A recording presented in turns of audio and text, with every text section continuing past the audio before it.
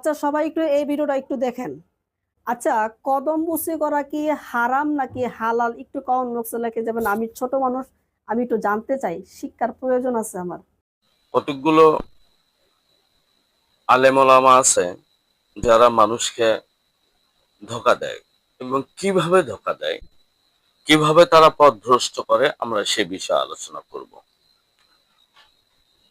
সেই বিষয়ে একটু ভিডিও দেখে আসি, তারপরে ইনশাল্লাহ আমরা পুরোপুরি আলোচনা করব। পাঁচ ছুঁয়ে সালাম করা আসলে সালামের জন্য বা যে কারোর পাঁচ ছুঁয়ে সালাম করার সাথে আসলে সালামের কোনো সম্পর্ক নেই, সালামটা মুখে হবে। আজকের আলোচনা কদম বুসি নিয়ে। এক শ্রেণীর আলেমেরা বলে কদম বুসি জায়েজ, আর এক শ্রেণীর আলেমরা বলছে কদম বুসি না জায়েজ। এটার বিস্তারিত ব্যাখ্যা আমরা ডিটেল শুনবো এবং আপনারা প্রথমেই বলি, আমি সবসময় খেয়াল করে দেখবেন বা বোঝার চেষ্টা করবেন যে আসলে প্রশ্নের সাথে উত্তরের মিল আছে কিনা। প্রশ্ন হয়েছে এক বিষয়ে, আপনি যদি সেটা টাইনে টুনে এক জায়গায় নিয়ে যায় আরেকটা উত্তর দেন, তাহলে কিন্তু একটা টেলিফোন নিয়ে নিচ্ছি। জি দর্শক, আসসালামু আলাইকুম। আসসালামু আলাইকুম। ওয়ালাইকুম আসসালাম। স্যার, আমি প্রশ্ন করছিলাম যে যে আপনি কিছুক্ষণ আগে একজনের বললেন যে কারো পায়ে হাত দিয়ে সালাম করা নিষেধ।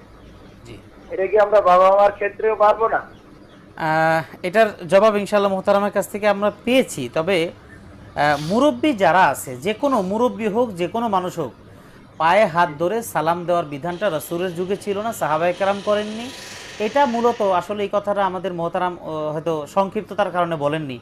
এটা দীর্ঘদিন এই আমাদের সমাজ হিন্দু সংস্কৃতির আবহে ছিল, যে কারণে হিন্দু সভ্যতা সংস্কৃতির সেই অংশ থেকে কিছু অংশ আমরা পেয়ে পায়ে ধরে সালাম নেওয়াটাকে আসলে পায়ে ধরে সালাম না, এটা ছিল হলো পায়ের ধুলি নেওয়া, অর্থাৎ পায়ের ধুলা মাথায় ডলে। এটা আপনারা খেয়াল করে দেখবেন। পায়ের ধুলি মাথায় নেওয়ার মানে হলো এই ধুলাটা মাথায় নিলাম, এবার আমার বহুত কিছু হয়ে গেল। এই বিশ্বাস যদি কেউ করে তাহলে শিরক হয়ে যাবে। আপনার ভালো এবং মন্দ সব কিছু করবেন আল্লাহ, এই অর্থে এভাবে পায়ে কদম বুসি, যেটা আমরা নাম দিয়েছি পরবর্তীতে ফার্সি শব্দের প্রাধান্য, উর্দু শব্দের প্রাধান্যের কারণে। তো এই জন্য মুরব্বী কারোই পায়ে হাত দিয়ে সালাম করার ইসলামী শরিয়ার কোনো বিধান নেই। মোহতারাম বলেছেন যদি করেন করলেন, সেটা কিন্তু না করাটাই ভালো। সালাম দিবেন, এটাই।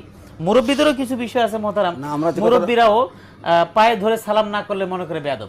আমরা যে কথাটা বলেছিলাম যে আসলে আমরা সংক্ষেপে বলেছিলাম যে আসলে এই তরিকাটা রসুলের যুগ থেকে পাইনি আমরা। জি জি জি, এই জন্য না করা ভালো। তবে করলে যে আমরা সেরেক হবে তা কিন্তু বলিনি আমরা, বলছি না করা ভালো। তবে নিতান্ত যদি কোনো ঠেকার বশতে কেউ করে সেটা ভিন্ন কথা। তবে যে কারণে আমরা সেরেক বলি সেটা হলো পায়ে সালাম করতে গেলে